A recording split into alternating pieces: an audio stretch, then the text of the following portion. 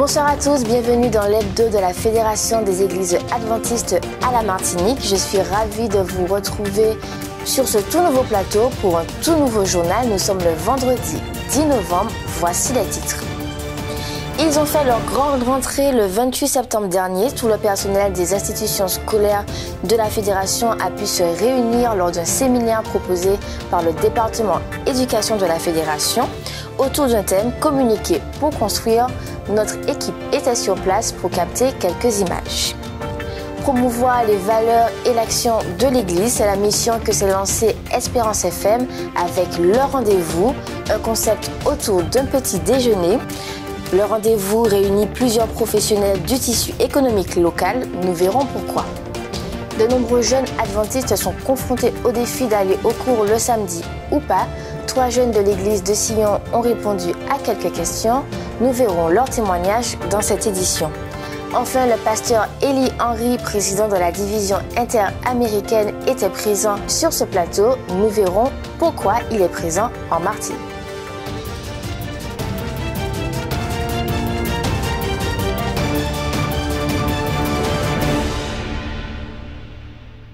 Nous vous l'annoncions dans les titres, le 28 septembre dernier, l'ensemble du personnel des institutions scolaires s'est réuni lors d'un séminaire organisé par le département éducation de la Fédération adventiste. Le thème « Communiquer pour construire ». Au cours de ce séminaire, les participants ont eu le privilège d'accueillir un expert en communication.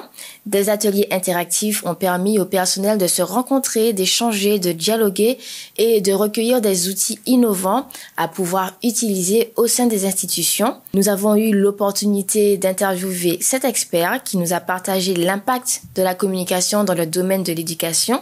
Tout de suite, nous vous proposons de plonger au cœur de cette journée. Le 28 septembre dernier, le monde de l'éducation s'est réuni pour un événement transformateur. Tous les membres du corps éducatif des institutions adventistes de Martinique étaient présents dans la salle polyvalente du collège Lisette Moutaché.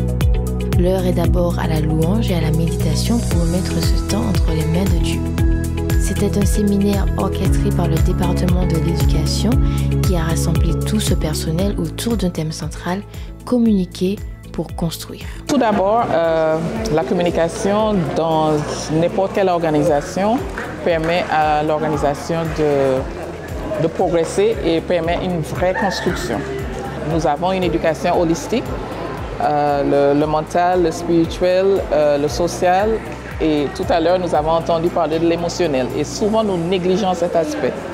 Et voilà pourquoi je pense que ce séminaire est important pour que nous puissions faire l'éducation, mais l'éducation avec le cœur, pas seulement avec la tête. La tâche n'est pas facile tous les jours d'encadrer, d'enseigner pour les jeunes et les enfants. Mais je les encourage à ne pas lâcher la main de Dieu. Parce que sans lui, nous ne pouvons rien faire. Et je leur souhaite bonne année scolaire qui a déjà commencé, ça fait 1 mois. Presque 1 mois. Donc, j'encourage chacun à persévérer dans la mission.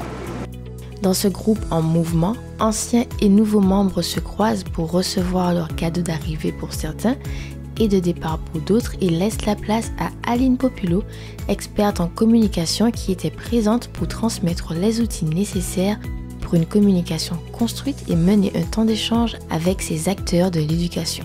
Alors l'objectif, c'est de communiquer pour construire, donc de leur apprendre à mieux communiquer avec un outil qui est très spécifique, qui s'appelle la communication non violente. L'intérêt est multiplié à multiniveau, tout simplement parce que entre collègues, il faut savoir se parler avec bienveillance, savoir aussi identifier ce qui nous anime, les émotions qui nous animent et les besoins auxquels ces émotions sont rattachées, et à plus forte raison quand on travaille avec des enfants, des adolescents et des jeunes. Nous ne voulions surtout pas partir sans avoir demandé au personnel comment vivait-il ce moment. Très dynamisant, l'intervenant précédent, l'intervenante a fait un très bon speech. Ça nous permet de voir l'importance de la communication et surtout à travers son histoire personnelle, comment nous devons garder la tête froide même si des situations deviennent chaudes pour laisser Dieu nous amener à un certain niveau dans notre vie. J'ai beaucoup apprécié ce moment. Surtout avec l'intervenante que nous connaissons pas certainement tous, Aline Populo, parce que c'est vrai qu'elle nous aide à à revoir notre perception des choses.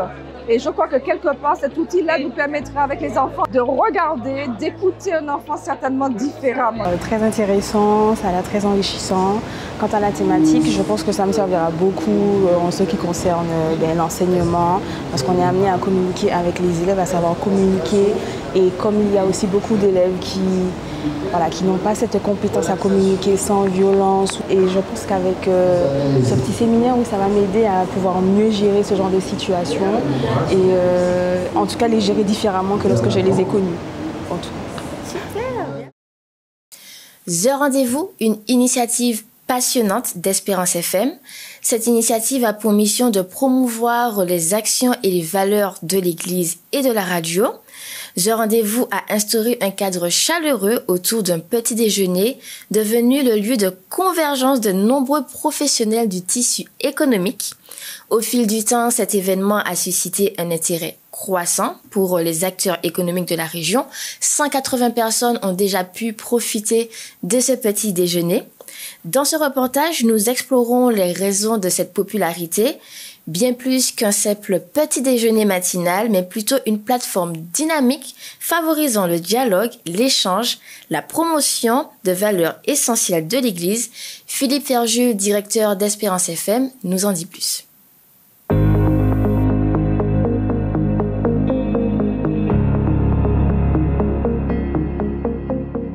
Le rendez-vous est une rencontre hebdomadaire que nous avons mis en place il y a de cela une année, où tous les mercredis de 9h30 à 10h30, nous recevons des chefs d'entreprise à la radio pour découvrir ce que nous proposons comme programme, comme prestations également, puisque Espérance FM, ce sont des prestations vers les entreprises où nous faisons des enregistrements audio, nous faisons de la location de certains supports, également apporter aux entreprises un espace de communication, respectant bien sûr la déontologie de la radio et ce que nous croyons être bon pour les auditeurs de la radio. Bonjour, je suis Davina de Casa Soleil et je suis ravie d'avoir pu découvrir les nouveaux locaux d'Espérance FM. C'est juste waouh, c'est impressionnant de voir autant de qualité dans ce lieu. C'est vraiment très très beau de voir le niveau d'excellence qu'on a en Martinique et qu'on a à Espérance FM. La visite était sur mesure, nous étions aux petits soins. Et juste merci beaucoup, merci pour l'humain, parce qu'on voit vraiment le cœur en fait dans chaque pièce, chaque zone, chaque box, on voit toutes les attentions, les délicatesses, les détails qui montrent le cœur avec lequel les choses sont faites. Voilà, merci beaucoup. Bonjour, Janine Aline de l'atelier de Nine et Marie, j'ai un atelier de couture. Alors on a été reçus aujourd'hui par Espérance FM. Et je suis juste émerveillée de par la structure des bâtiments, mais aussi la belle vision des choses, parce qu'ils ont mis l'humain au niveau de tous leurs projets. Et bon, ça correspond à ma vision des choses. Donc je suis très très contente d'avoir fait cette belle rencontre-là. Bonjour, Linda Nirenda, consultante formatrice dans le domaine des réseaux sociaux, cofondatrice également du réseau Business Mam. Merci beaucoup pour cette invitation, merci à Espérance FM pour cette belle invitation, pour ce beau rendez-vous. Et merci également au nom de tout le réseau Business Mam de nous avoir accueillis merveilleusement dans vos lieux. Le rendez-vous, une rencontre hebdomadaire où 180 chefs d'entreprise ont pu découvrir nos institutions adventistes ainsi que l'action d'Espérance FM en faveur de la population martiniquaise. C'est depuis de nombreuses années devenu un dilemme pour les jeunes adventistes. Faire le choix d'aller ou pas à l'école le samedi, c'est une décision cruciale, surtout lorsqu'on a des examens à préparer. 3 jeunes de l'église de Sion ont voulu partager ce témoignage avec nous. C'est un reportage de l'église de Sion et de Médéric Marceline. Alors, l'année dernière, lorsque j'ai passé mon bac de français, j'ai eu des résultats plutôt moyens. J'ai été assez déçue et cette année, j'ai prié beaucoup J'ai travaillé et j'ai eu des résultats bien meilleurs que ce que j'espérais. Malgré que je n'ai pas pu aller au cours le samedi, j'ai décidé de rester fidèle à Dieu et à mes valeurs et ça a payé. Alors cette année, comme difficulté, j'ai eu les cours le samedi où je n'ai pas pu aller, les devoirs, les bacs blancs et les devoirs communs. Je n'ai pas fait un bac blanc de philo dans l'année, j'avais beaucoup de doutes, mais je suis resté fidèle à Dieu et je suis arrivé au bac, j'ai réussi à tenir et à réussir mon bac de philo. Alors, durant mon année scolaire, ça s'est plutôt bien passé. Par contre, j'ai rencontré quelques difficultés par rapport au samedi. Il y a des professeurs qui voulaient qu'on vienne pour faire des devoirs le samedi. Mais je suis restée fidèle à Dieu et il m'a permis de réussir à avoir mon bac malgré que les profs voulaient qu'on vienne le samedi. Et j'ai réussi aussi à faire les devoirs un autre jour que le samedi. Je remercie aussi toutes les personnes qui ont prié pour moi, le pasteur, ma famille, voilà. Et sinon, par rapport à Dieu, ça m'a permis de voir qu'il fallait avoir confiance en lui. Voilà. L'année prochaine, je vais faire une licence Accès Santé. L'année prochaine, je vais faire une première année de médecine. Alors l'année prochaine, je vais faire un BTS en ciel, cybersécurité informatique et réseau électrique, pour ensuite poursuivre une école d'ingénierie. Je conseillerais aux jeunes qui nous regardent de persévérer et de croire en Dieu et ils vont voir qu'il sera toujours avec eux. Rester fidèle à ses valeurs, à nos valeurs, et ça paye. Pour les jeunes qui nous regardent, toujours avoir confiance en Dieu, même si vous pouvez avoir des doutes, des moments d'hésitation, mais Dieu fera le nécessaire si vous restez dans sa voie.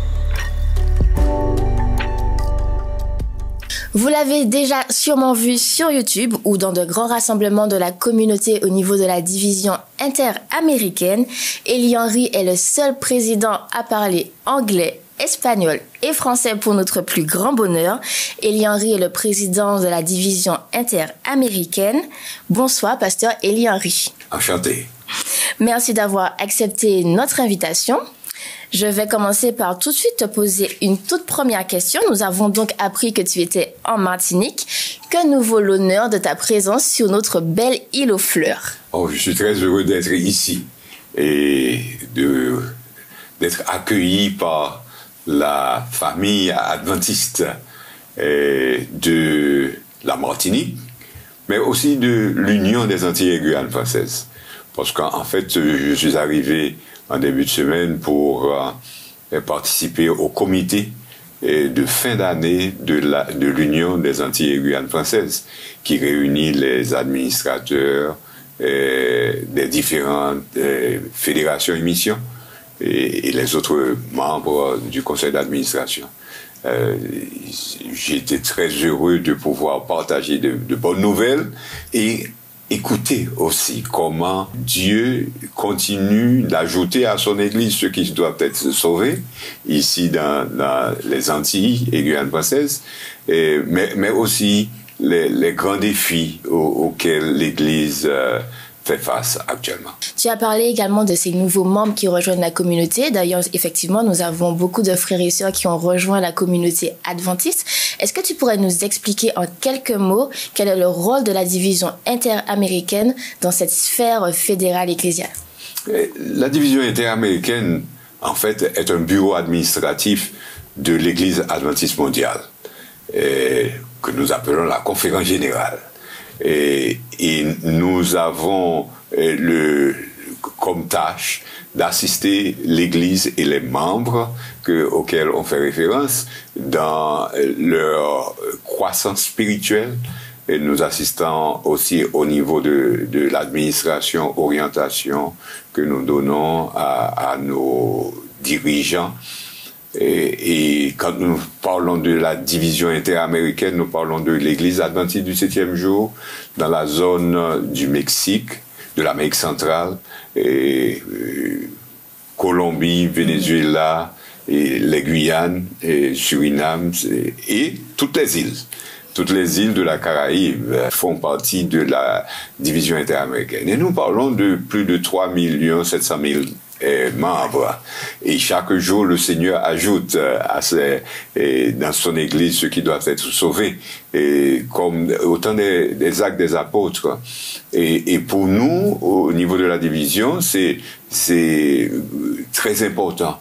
Et travailler avec ces membres d'église, en faveur de ces membres d'église, pour qu'ils deviennent de vrais disciples de Jésus, et comprennent l'importance de la parole, et parce que on devient membre d'une église, c'est vrai, mais on est disciple de Jésus, et on avance avec lui dans une relation personnelle, intime avec Jésus. Et c'est ce que nous faisons au niveau de la division, et veiller à ce que cet ensemble fonctionne. J'ai dit que c'est un bureau administratif. Nous avons 24 unions, c'est-à-dire comme l'Union des Antilles et Guyane françaises, et nous avons plus de 156 fédérations et missions. Ça fait pratiquement un grand ensemble administratif à faire. Et nous avons chaque année, vers la fin de l'année, quand on regarde, on fait des projections sur l'année suivante, ou en faisant le bilan de l'année en cours, nous tenons à avoir un représentant de la division interaméricaine au conseil d'administration. C'est ce que nous appelons le comité de fin d'année. Et donc, avec ça, on comprend, on assiste, et on donne des conseils, et on avance. Ça, c'est l'une des raisons pour lesquelles je suis ici. Mais il y a eu d'autres choses. Pourquoi je suis ici aussi? Et tu veux savoir? Bien sûr. Okay. On veut profiter de l'occasion. Pasteur Eddy Michel Carpin, président de l'Union des Antilles et Guyane françaises, m'a invité à participer à la grande célébration que l'on aura à Morija demain samedi. Et j'ai compris que pour les 75 ans de l'église de Morija, et on voulait m'avoir, et je serai là pour fêter avec l'église et comment Dieu a travaillé. Ça fait plusieurs années, et 75 ans, ça se fête. Ah oui. Alors c'est pourquoi je viens pour présenter avec eux aussi la parole de Dieu, spécialement à cette occasion. Très bien, merci Pasteur Élie Henry. J'aurais une toute dernière question. Avant de nous laisser, souhaites-tu adresser un mot à la communauté adventiste des Antilles Guyane et plus généralement aux Antilles et à la Guyane? Bon, et s'il y a un mot à donner, c'est Kem FM. Tenez ferme. Avancez avec le Seigneur. Nous vivons des temps difficiles, des temps où on a besoin d'avancer et de maintenir une certaine espérance. Dieu nous l'accorde et Dieu est fidèle à tout point de vue. Et le texte que je voudrais vous laisser, parce que j'ai un texte qui va dans ce sens et qui pourrait dire dans la seconde épître aux Thessaloniciens, et chapitre 2, la première, plutôt, au chapitre 4 et verset 23. Que le Dieu de paix vous sanctifie lui-même tout entier, et que tout votre être, l'esprit, l'âme et le corps soient conservés irrépréhensibles lors de l'avènement de notre Seigneur Jésus-Christ. Celui qui vous a appelé est fidèle, et c'est lui qui le fera. Amen. Confiez-vous en l'Éternel, et il fera des choses extraordinaires pour toi en particulier. Merci, pasteur Elie Henry. Merci encore d'avoir accepté notre invitation. Merci d'avoir répondu à nos questions. Nous te verrons donc demain, sabbat, Dieu voulant, à la fête des 75 ans de Morija. Et puis, j'espère que les mots que tu as partagés ce soir sur ce plateau va toucher les cœurs de nos frères et sœurs. C'est très seulement. Et continuons d'avancer ensemble. Merci beaucoup. Merci à toi. Focus maintenant sur vos émissions hebdomadaires. Et après, c'est le titre de votre chronique Les Sentiers du Bonheur présentée par le pasteur Éric Delvoye. Nous vous proposons de découvrir un extrait. Éric, la fête de la Toussaint et la fête des morts ont marqué la semaine dernière comme un rendez-vous traditionnel de notre culture, avec ses typiques illuminations des cimetières. Ce moment de recueillement collectif interroge tout de même notre rapport à la mort et finalement à la vie elle-même. Dans les Écritures, comment la mort est-elle envisagée ? La Bible a sur la mort un avis tranché. Le sage Salomon, roi de l'antique Israël, dit qu'il n'y a ni action, ni réflexion, ni savoir, ni sagesse dans le séjour des morts. Il en arrive à la conclusion que les morts ne savent rien et n'ont plus aucune part à ce qui se fait sous le soleil. Parcours de femme maintenant. Berthilde Pagot était l'invitée de Nadège dans votre émission Femmes vertueuses, Femmes de valeur. Elle nous relate comment, au fil de ses épreuves, elle a toujours fait le choix de faire confiance à Dieu. Découvrons tout de suite un extrait. J'ai l'impression que tu étais, peut-être que je me trompe, ces petites filles fibreuses. Quand je regarde ton regard, ces petites filles qui n'ont peur de rien. Est-ce que je me trompe? Non, tu ne te trompes pas. Pas du tout. C'était une fille obéissante à mes parents, mais très sérieuse. J'embêtais tout le monde autour de moi. Et j'ai l'impression que tu n'avais pas froid aux yeux. Quand je te regarde, j'ai l'impression, comme on dit, que ou pas t'es peur à rien. C'est-à-dire, il y a certaines choses que j'avais peur. Que j'avais peur des chevaux, j'avais peur de... Mais quand j'allais faire quelque chose, j'allais faire franchement. Voilà. Tu n'étais pas effrontée, mais j'ai l'impression que tu étais une petite fille courageuse. Oui. L'épisode sera disponible ce samedi à 11h sur votre chaîne YouTube Espérance Média Martinique. Enfin, nous terminons en musique avec Isabelle qui reprend 2 titres que nous connaissons très bien. Sa main sur mon épaule, Sans Jésus, je ne peux vivre. Vous pouvez dès ce soir découvrir l'intégralité de cette vidéo sur votre chaîne YouTube Espérance Média Martinique. Il a sa main sur mon épaule quand j'ai besoin. Il est là. Il a sa main sur mon épaule, me rassurant qu'il est bien présent. Sans Jésus. C'est la fin de votre JT. Je vous laisse avec le petit point météo pour ce samedi 11 novembre. De rares averses sont à prévoir toute la journée et sur toute l'île. Dans ce cas, le parapluie sera de mise pour nous rendre à l'église ce samedi. Je vous souhaite une bonne soirée et surtout, prenez soin de vous.